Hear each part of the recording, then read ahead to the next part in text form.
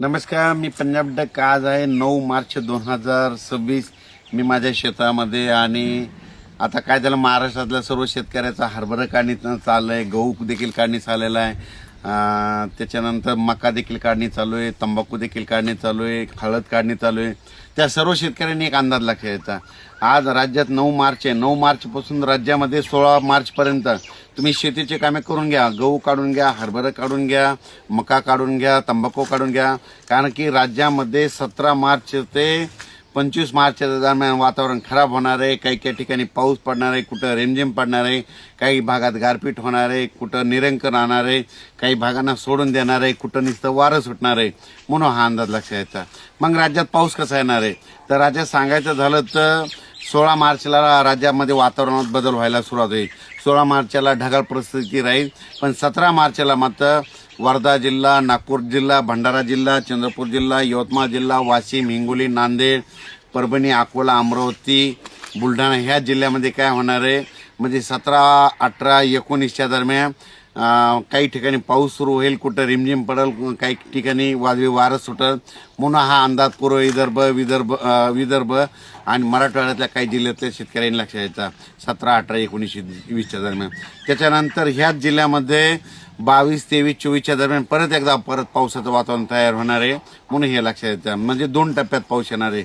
एकदा येणार आहे 17, 18, 19, त्याच्यानंतर 22, 23, 24च्या दरम्यान पूर्व विदर्भ, पश्चिम विदर्भ आणि मराठवाडा ह्या जिल्ह्यामध्ये येणार आहे. त्याच्यानंतर आपण उत्तर महाराष्ट्राकडे वळू.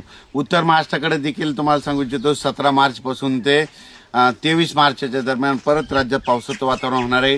काही भागामध्ये गारपीट होणार आहे, काही ठिकाणी वारं सुटल, कुठं रिमझिम पाऊस पडेल, काही भागांना सोडून देईल.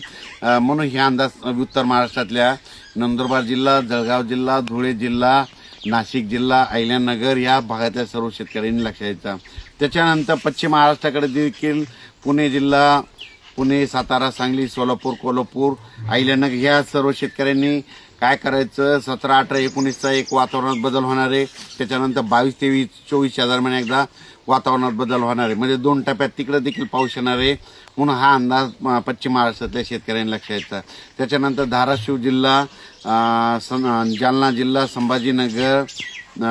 संभाजीनगर, बीड जिल्हा, परभणी जिल्हा, लातूर जिल्हा ह्या 4-5 जिल्ह्यातल्या मराठवाड्यातल्या शेतकऱ्यांनी काय करायचं, 17, 18, 19च्या दरम्यान एकदा पावसाचं वातावरण तयार होणार आहे. आणि त्याच्यानंतर 22, 23, 24च्या दरम्यान एकदा पावसाचं, म्हणजे 2 टप्प्यामध्ये ह्या भागात देखील पावसाचं वातावरण तयार होणार आहे. म्हणून हा अंदाज लक्षात येतं.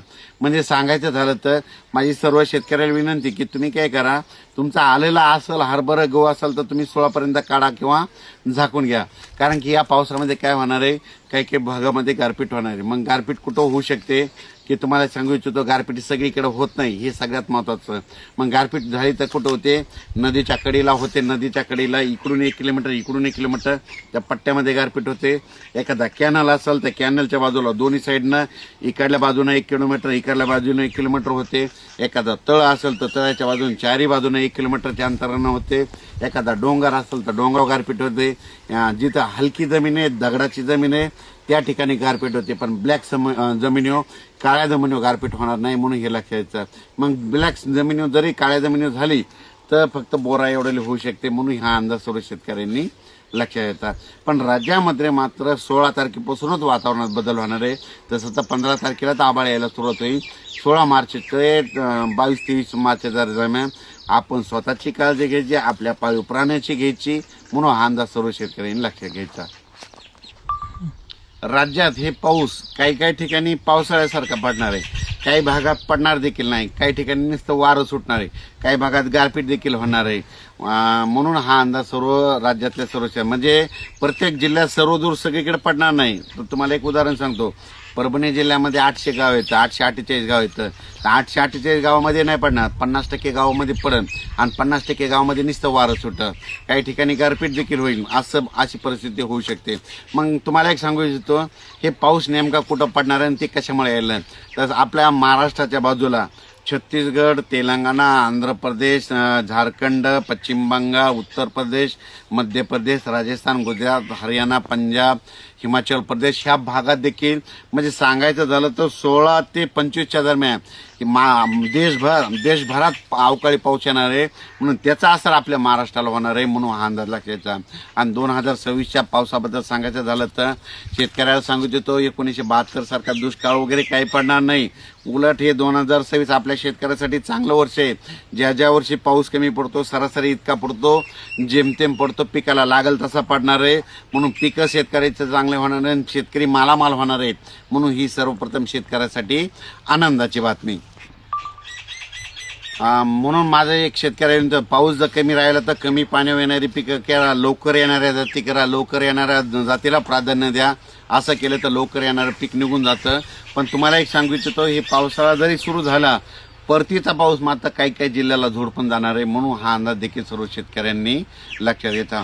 म्हणून म्हणतो भविष्यामध्ये झाडं लावावी लागतील, झाडं लावा, त्या पृथ्वीचं तापमान कमी करा. जोपर्यंत हे तापमान कमी होणार नाही तोपर्यंत ह्या अतिवृष्टीला, गारपिटीला सामोरं जावंच लागणार आहे, म्हणून हा अंदाज लक्षात घ्यायचा.